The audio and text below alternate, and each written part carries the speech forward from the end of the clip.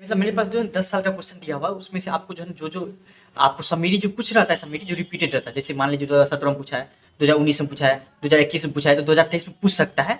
100% पूछता है, आपको पूछ ही रहता है। जैसे कि आपको 2016 में पूछता है, तो 18 में पूछता है, तो 20 में पूछता है और 2022 में पूछा हुआ था। उसी हिसाब से जो क्वेश्चन है 10 साल में से, वो हम आपको कलेक्शन करके कुछ समरी है वही हम आपको इस वीडियो में देंगे। आपको समझे? देखिए, दो टाइप के विद्यार्थी होता है, जो एक कुछ क्या मतलब पूरा पढ़े होंगे इंग्लिश, एक जो नहीं पढ़े होंगे। तो वो क्या करिएगा, जो हम दे रहे हैं आपको कम से कम 4 को, वो जो है ना आप लिख लीजिएगा, या फिर टीचर लिखाए होंगे, या फिर नोट से, या यूट्यूब से, या कहीं से भी। और उसको कम से कम आप याद कर लीजिएगा, मतलब याद नहीं, रट लीजिएगा। समझे?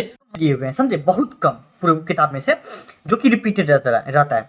जैसे कि देखिए, ओड टू ऑटम, ये बहुत ज़्यादा पोइट्री में सबसे ज़्यादा पूछे जाने वाला कोई चैप्टर है तो आपको ओड टू ऑटम है। समझे?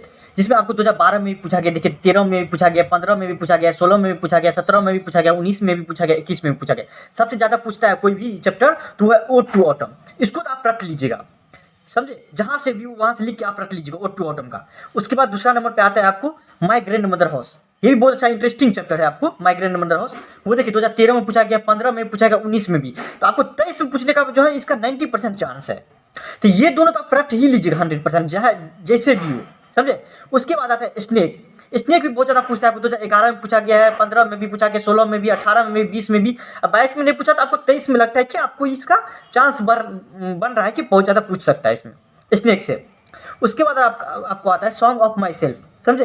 जो कि 2011 में पूछा गया, 14 में भी, 17 में भी, 21 में भी। और ये 4 जो है वो उसका जो है आप अलग से नोट बना के उसको टिक कर लीजिए। देखिए, एग्जाम में जाने से पहले सिर्फ और सिर्फ 4 पे फोकस कर लीजिएगा।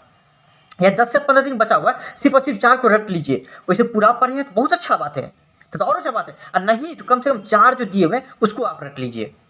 समझे? अब प्रोज से आते हैं आपको, तो देखिए आपको या तो चैप्टर से बोलेगा पोइट्री से एक बनाइए, या आप प्रोज से बनाइए। तो जो भी याद रहेगा उससे आप बना दीजिएगा।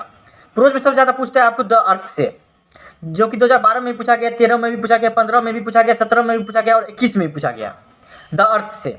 उसके बाद आता है कोई चैप्टर, तो वो है आपको how free is the press, सबसे ज़्यादा। उसका ये देखिए कहाँ कब कब पूछा गया था, 2011 में भी, 15 में भी, 17 में भी और 20 में भी पूछा हुआ था। अगर याद करना होगा तो ये चारों सिर्फ और सिर्फ याद करिएगा। फिर 3 नंबर पे आता है ideas that have helped Mankind. ये भी बहुत अच्छा चैप्टर है, बहुत ज़्यादा अच्छा, जो कि 2013 में पूछा गया, 15 में पूछा गया, 17 में पूछा गया, 19 में भी पूछा गया। ये आपको ideas that have helped Mankind.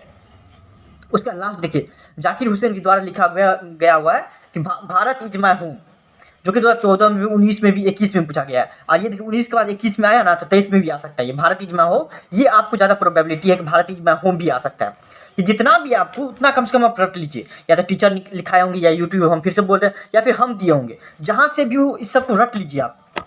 समझे? एक भी चीज़ इसमें छूटना नहीं चाहिए आपको, पोइट्री से हो या प्रोज से। कम से कम इतना चैप्टर रहता है भाई, उसमें से सिर्फ और सिर्फ हम बोलते हैं सिर्फ और सिर्फ 8 बनाइए, लिखिए। या तो ये पूरा याद कर लीजिए, या तो दोनों याद कर लीजिए। सिर्फ और सिर्फ 8 इतना चैप्टर है, उसमें से सिर्फ और सिर्फ हम बोलते हैं 8 सिर्फ और सिर्फ आप जो है ना रट लीजिए। याद रखिएगा, 100% अपने अंदर कॉन्फिडेंस लाइए, आपको जो है 90+ आ जाएगा। सिर्फ और सिर्फ कुछ बातों को ध्यान रखिएगा, और जो बोल रहे हैं वो याद करिए। याद नहीं, रट लीजिए। समझे? चलिए, थैंक यू सो मच।